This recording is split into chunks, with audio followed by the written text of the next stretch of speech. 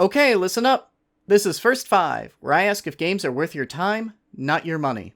I played a game for 5 hours, and I'm going to tell you if those were 5 hours well spent. Today, we're going against Mother Nature in Jurassic World Evolution. I'll be honest, I went into Jurassic World Evolution terrified that it was going to be every bit as unintuitive as Frontier Development's previous game, Planet Coaster, which was so poor at explaining itself that I bounced off of it in 30 minutes flat. Luckily, that wasn't the case here with JWE. The game never outright explains many of its systems, but the tutorial still holds your hand long enough for you to get your bearings, and the UI is surprisingly adept at explaining itself the rest of the way. And it's a good thing this game lets you hit the ground running, because Jurassic World Evolution is extremely concerned with making sure you never get bored or have any downtime. In addition to physically expanding your park, there's a constant stream of side activities to do. Between assigning jobs to your park's staff, going to dig sites for fossils, analyzing those fossils, incubating new dinosaurs, responding to emergencies, researching new technology, and expanding your park, there's a ton of different stuff to track and do, which, shockingly, makes Jurassic Park Evolution actually a fairly micromanagement-heavy game. I haven't found a way to automate any of its systems, and when it only takes a few minutes to dig up more fossils or incubate a new dinosaur, that means you're constantly coming back to these menus to go send another team out. I could see this being a deal breaker for a lot of people. But for me personally, I found all the micromanagement actually pretty enjoyable as I flitted from menu to menu, working up a circular routine through all of my tasks, and fell into a zen state of flow. If that's not your speed, however, most tasks in this game don't require your constant attention and can wait. It might be more efficient to send your expedition team back out the moment they come home, but you're not on a time limit or anything, so if they idle for a minute or 20, it's not a huge deal. There is a sole exception to that statement, however. Park rangers, who you often need to order to go do various timed tasks, such as medicating sick dinosaurs before they die, or cleaning up bodies before they rot and get something sick. The timed nature of these tasks is aggravated by the seeming lack of a pause button or any other time-manipulating controls to speak of. Panicking because all of a sudden your dinosaur is sick and it is dying and you need to save it, but you haven't quite figured out how. Well, better hurry up and figure it out, because you can't pause and that dino's health is ticking down. Want to keep designing your next holding pen, but now a dinosaur died of old age? Well, guess you need to drop everything to go tell your transport staff to take care of it before it drives your guests off. Want more money? Just going to have to sit and wait since you can't fast forward.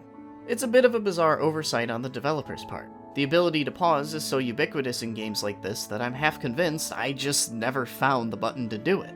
There's something to be said for how not being able to pause contributes to the panic factor in the event of a dino breaking loose and threatening your entire park. And that feeling of things spiraling out of control is very thematically in line with the IP the game's based on. But when you're just trying to build a new enclosure and have to go clean up a dino corpse for the third time, immersion is the last thing on your mind.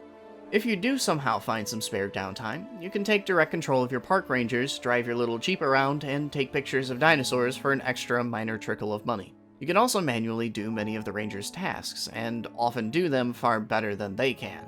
And the game will occasionally give you a contract that incentivizes driving around for a bit to take a picture of a particular dinosaur.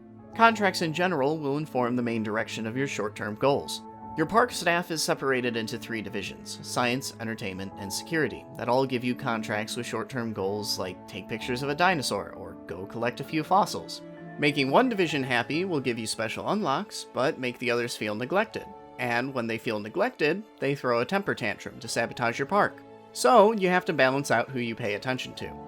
Luckily, this balancing act isn't much of a challenge. As long as you do one contract for each group, they all still stay happy and you get a net gain in loyalty. I was actually surprised by how enjoyable interacting with my division heads was. Mind you, there's nothing earth-shattering here. Everyone is still pretty much a demanding one-note personality, but I'm so used to dry advisors that become non-existent as soon as the tutorial is over, and the usual bar is so low that I just found JWE's advisors refreshing. And yeah, Jeff Goldblum's voice helps. The machinations of the ambitious, undoing extinction, playing with nature's laws. What can possibly go wrong? So let's get to the verdict.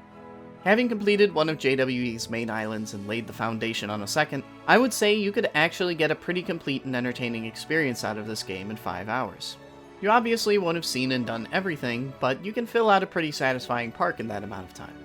And, well, I've still got another 4.5 islands left, so yeah, I'd keep playing. Overall, the first few islands of Jurassic World Evolution have been more bark than bite. Division heads might try to sabotage your work, but keeping them content and in line is a cakewalk. Keeping with the series' themes, much ado is made about how dinosaurs can and will break free of their pens and make your life a living hell. But as long as they're happy, they never really try. It's entirely possible that this changes later on as more environmental dangers start popping up to complicate the situation, but for the most part, Jurassic World Evolution is a fairly relaxing, if perhaps busy, way to live out your dream as Dino Park manager.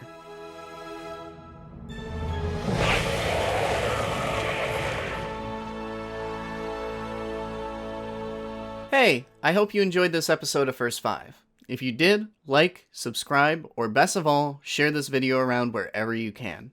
Jurassic World Evolution by Frontier Developments is available on PS4, Xbox One, and PC.